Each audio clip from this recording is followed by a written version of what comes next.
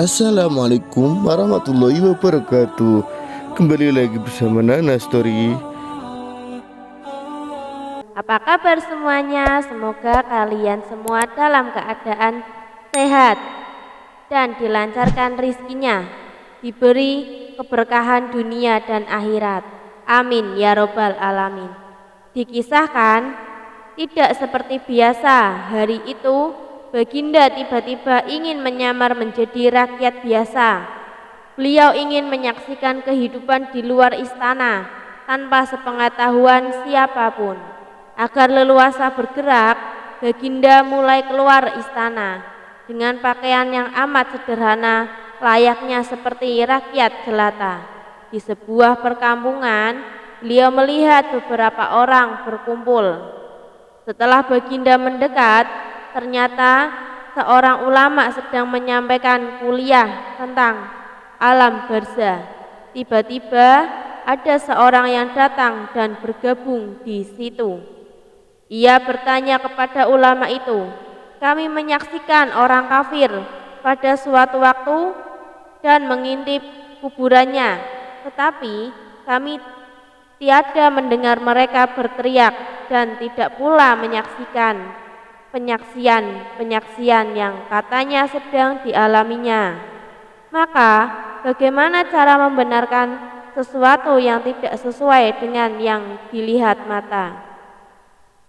Ulama itu berpikir sejenak. Kemudian ia berkata, "Untuk mengetahui yang demikian itu harus dengan panca indera yang lain.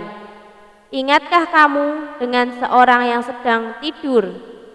Dia kadangkala bermimpi dan tidurnya digigit ular, diganggu dan sebagainya. Ia juga merasa sakit dan takut ketika ia bahkan memetik dan keringetan bercucuran. Pada keningnya ia merasakan hal semacam itu seperti ketika tidak tidur. Sedang engkau yang duduk di dekatnya menyaksikan keadaannya seolah tidak ada apa-apa. Padahal apa yang dilihat serta dialaminya adalah dikelilingi ular-ular. Maka jika masalah mimpi yang meremeh saja sudah tidak mampu, mata lahir melihatlah. Mungkinkah engkau bisa melihat apa yang terjadi di alam barzah?" Baginda Raja terkesan dengan penjelasan ulama itu. Baginda masih ikut mendengarkan kuliah itu. Kini ulama itu melanjutkan kuliahnya tentang alam akhirat. Dikatakan bahwa surga tersedia hal-hal yang amat disukai. Nafsu termasuk benda-benda. Salah satu benda itu adalah mahkota yang amat luar biasa. Indahnya tak ada yang melebihi indah dari barang-barang di surga. Karena barang-barang itu tercipta dari cahaya, saking indahnya, maka satu mahkota jauh lebih bagus dari dunia dan isinya. Baginda makin terkesan. Beliau pulang kembali ke istana Baginda. Sudah tidak sabar ingin mengunjungi kemampuan Abu Nawas. Abu Nawas dipanggil. Setelah menghadap Baginda, Baginda pun berkata kepada Abu Nawas, "Aku menginginkan engkau sekarang juga berangkat ke surga. Kemudian bawakan aku sebuah mahkota surga yang katanya tercipta dari cahaya. Apakah engkau sanggup, Abu Nawas?" "Sanggup Paduka yang mulia," kata Abu Nawas, langsung menyanggupi tugas yang mustahil dilaksanakan itu. Tetapi Baginda harus menyanggupi pula satu syarat yang akan hamba ajukan. "Sebutkan syarat itu," kata Baginda Raja. "Hamba memohon Baginda Raja menyediakan pintunya agar hamba bisa memasukinya," kata Abu Nawas. "Pintu apa?" tanya Baginda. "Belum mengerti pintu alam akhirat?" jawab Abu Nawas. "Apa itu?" tanya Baginda. "Ingin tahu kiamat?" wahai Paduka yang mulia, masing-masing alam mempunyai pintu-pintu alam dunia, adalah liang peranakan ibu. Alam barzah adalah kematian dan alam akhirat adalah kiamat. Surga berada di alam akhirat. Bila baginda masih tetap mengkehendaki hamba mengambilkan sebuah mahkota di surga, maka dunia harus kiamat terlebih dahulu. Mendengar penjelasan Abu Nawas, Baginda Raja pun terdiam. Di sela-sela kebingungan Baginda Raja Harun ar-Rasyid, Abu Nawas bertanya lagi, masihkah Baginda menginginkan mahkota dari surga? Baginda Raja tidak menjawab. Beliau diam 1000 bahasa. Sejenak kemudian Abu Nawas memohon diri karena Abu Nawas sudah tahu jawabannya. Abu Nawas sebenarnya adalah seorang ulama yang alim. Tak begitu mengherankan jika Abu Nawas mempunyai murid yang tidak sedikit. Di antara sekian banyak muridnya, ada satu orang yang hampir selalu menanyakan, mengapa Abu Nawas mengatakan begini dan begitu? Suatu ketika ada seorang tamu bertanya kepada Abu Nawas dengan pertanyaan yang sama. Orang pertama memulai bertanya, manakah yang lebih dulu utama, orang yang mengerjakan dosa-dosa besar atau orang yang mengerjakan dosa-dosa kecil? Orang yang mengerjakan dosa-dosa kecil, jawab Abu Nawas. Mengapa kata orang pertama? Sebab lebih mudah diampuni oleh Tuhan, kata Abu Nawas. Orang pertama puas karena ia memang yakin. Begitu orang kedua bertanya dengan pertanyaan yang sama. Manakah yang lebih utama, orang yang mengerjakan dosa-dosa besar atau orang yang mengerjakan dosa-dosa kecil? Orang yang tidak mengerjakan keduanya, jawab Abu Nawas. Mengapa? Kata orang-orang kedua. Dengan tidak mengerjakan keduanya, tentu tidak memerlukan pengampunan dari Tuhan, kata Abu Nawas. Orang kedua langsung bisa mencerna jawaban Abu Nawas.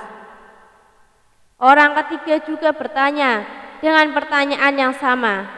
Manakah yang lebih utama, orang yang mengerjakan dosa-dosa besar atau orang yang mengerjakan dosa-dosa kecil? Orang yang mengerjakan dosa besar, jawab Abu Nawas. Mengapa? Kata orang ketiga. Sebab pengampunan Allah kepada hambanya sebanding dengan besarnya dosa hamba itu, jawab Abu Nawas. Orang ketiga menerima alasan Abu Nawas. Kemudian ketiga orang itu pun pulang dengan perasaan puas karena belum mengerti seorang murid Abu Nawas. Bertanya, wahai guru, mengapa dengan pertanyaan yang sama bisa menghasilkan jawaban yang berbeda? Manusia itu dibagi menjadi 3 tingkatan. Tingkatan mata, tingkatan otak, dan tingkatan hati, jawab Abu Nawas. Apakah tingkatan mata itu? Tanya murid Abu Nawas. Anak kecil yang melihat bintang di langit, ia mengatakan bintang itu kecil karena ia hanya menggunakan mata, jawab Abu Nawas. Mengatakan, apakah tingkatan otak itu? Tanya murid Abu Nawas. Orang pandai yang melihat bintang di langit, ia mengatakan bintang itu besar karena ia berpengetahuan, jawab Abu Nawas. Lalu, apakah tingkatan hati itu? Hanya murid Abu Nawas yang pandai dan mengerti, yang melihat bintang di langit. Ia tetap mengatakan bintang itu kecil, walaupun ia tahu bintang itu besar, karena bagi orang yang mengerti tidak ada sesuatu apapun yang besar jika dibandingkan dengan kemahabesaran Allah. Kini murid Abu Nawas mulai mengerti mengapa pertanyaan yang sama bisa menghasilkan jawaban yang berbeda. Dan ia pun bertanya lagi, "Wahai guru, mungkinkah manusia bisa menipu Tuhan?" "Mungkin," jawab Abu Nawas. "Bagaimana caranya?" tanya murid Abu Nawas, ingin tahu. "Dengan merayunya melalui pujian dan doa," kata Abu Nawas. "Ajarkanlah doa itu padaku, wahai guru," minta murid Abu Nawas. Doa itu adalah Ilahillah tulil firdaus. Sedangkan arti doa itu adalah, "Wahai Tuhanku, aku ingin tidak pantas menjadi penghuni surga, tetapi aku tidak akan kuat terhadap panasnya api neraka. Oleh sebab itu, terimalah taubatku serta ampunilah dosa-dosaku, karena sesungguhnya Engkaulah Zat yang mengampun dosa-dosa besar." Baginda Raja Harun ar-Rasyid kelihatannya murung. Semua menterinya tidak ada yang sanggup menemukan jawaban dari dua pertanyaan. Baginda, bahkan para penasehat kerajaan pun merasa tidak mampu memberikan penjelasan yang memuaskan. Padahal Baginda sendiri ingin mengetahui jawaban yang sebenarnya. Mungkin karena amat penasaran, para penasehat Baginda menyarankan agar Abu Nawas saja yang memecahkan dua teka-teki yang membingungkan itu. Tidak begitu lama Abu Nawas diadakan.